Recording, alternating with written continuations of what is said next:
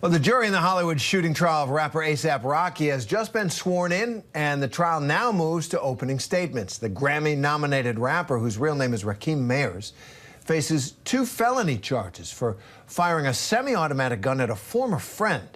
The confrontation allegedly happened back in 2021, and earlier this week, A$AP Rocky turned down a plea deal. He faces up to 24 years in prison if he's convicted. So to discuss this, let's bring in ABC News legal contributor and trial attorney Brian Buckmire and ABC News contributor and SiriusXM radio host Mike Muse. So, Brian, first to you on the legal front. A$AP Rocky turned down this plea deal. It included 3 years probation, 6-month jail term. I mean, now he's really rolling the dice. What do you think? Yeah, it is really a roll of the dice, especially when you look at, as you said, the potential of facing 24 years in prison, and he could have done 6 months. And as I said on other net platforms here many times, I think it's even more serious when you know that A$AP Rocky has a 3-year-old and a 1.5-year-old. When I have clients, I always try to tell them, hey, 6 months, you may miss 6 months of that 3-year-old's life, but if you lose and you go down for 10, 15, 20 years, that's a lot to lose. But he clearly thinks that he can win this case, and as attorneys have said, he knows that he's innocent. Yeah, you put it in such human terms. So, Mike, the judge is allowing cameras inside the courtroom. A$AP Rocky's connected romantically to one of the biggest stars in the world, Rihanna. Do you think the court of public opinion is going to help or hurt his case?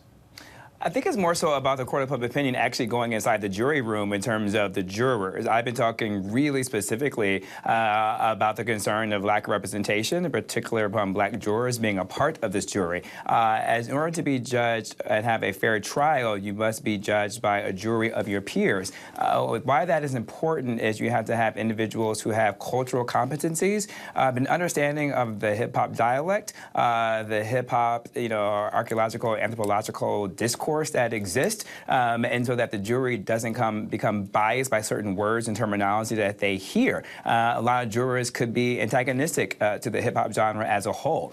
Take, for instance, when you hear words and terminology like gang, does that actually mean a gang, or do people in the hip-hop community, such as myself, we refer to that as friends? A$AP Rocky is a part of a collective called the A$AP Collective. Oftentimes we hear them say A$AP Mob. So how will the jurors receive any bias uses the word mob, where mob, for us in this context, does mean a group or a gathering of individuals.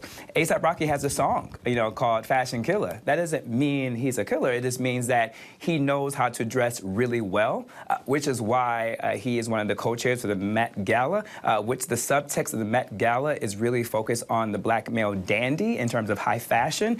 And so if you don't have a cultural competency and understanding of the translation of this, will this bias jurors in order to have a biased outcomes, which is why I've been raising the alarm about the importance of the selection of this jury. That is going to be something I am watching in the courtroom, as well as all of us are watching outside the courtroom. How would that play? Yeah, that is really interesting. Both you guys, I learned a lot, and we'll have more from you later. Brian Buckmire, Mike Muse, thank you very much.